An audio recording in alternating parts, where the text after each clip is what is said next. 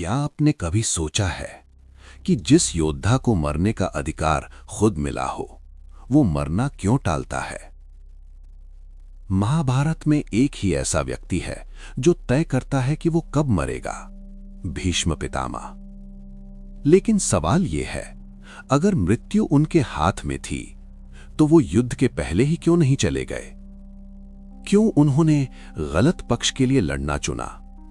और क्यों उनका वरदान अंत में सबसे बड़ा बोझ बन गया? आज हम बात करेंगे इच्छा मृत्यु के उस सच की जो भक्ति की कहानियों में दबा दिया गया। भीष्म को इच्छा मृत्यु का वरदान किसी देवता ने नहीं दिया था। ये वरदान उन्होंने खुद कमाया था। अपने पिता शांतनु के लिए उन्होंने जीवन भर ब्रह्मचर्य का व्रत लिया। उस त्याग के बदले उन्हें मिला मृत्यु पर नियंत्रण। लेकिन असली सवाल यह है, क्या हर वरदान सुख देता है? भीष्म जानते थे, जब तक वो जीवित हैं, हस्तिनापुर की राजनीति उनके कंधों पर रहेगी। राजा बदले, वंश बदले, लेकिन जिम्मेदारी नहीं बदली। यही वजह है कि जब कुरु वंश अधर्म में डूबने लगा, तब भी भीष्म हट नहीं पाए। क्यों? क्योंकि वो खुद को राज्य से अलग मान ही नहीं पाए। वरदान ने उन्हें अमर नहीं बनाया, वरदान ने उन्हें जंजीर में बांध दिया।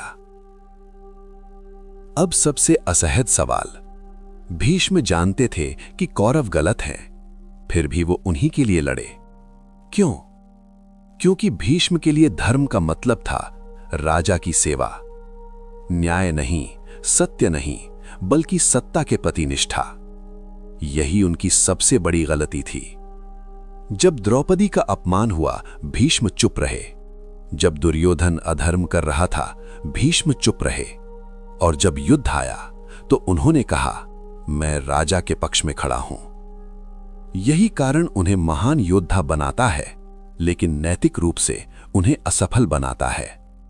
भीष्म ने सही का साथ नहीं दिया, उन्होंने व्यवस्था का साथ दिया। और यही वजह थी कि उन्हें युद्ध के मैदान में शरशैया पर गिरना पड़ा।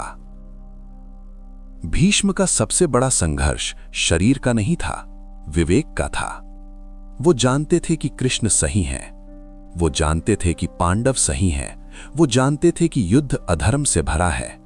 फिर भी वो लड़े, क्योंकि उनके लिए धर्म का मतलब था प्रतिज्ञा निभाना, चाहे परिणाम कितना भी गलत हो। यही नैतिक भ्रम है, जहां इंसान सोचता है कि मैंने जो वादा किया वही सही है, भले ही उससे हजारों लोग मरे। भीष्म ने सत्य को देखा, लेकिन सत्य के लिए खड़े नहीं हुए। और यही वजह है कि उनकी इच्छा मृत्यु भी तुरंत नहीं आई।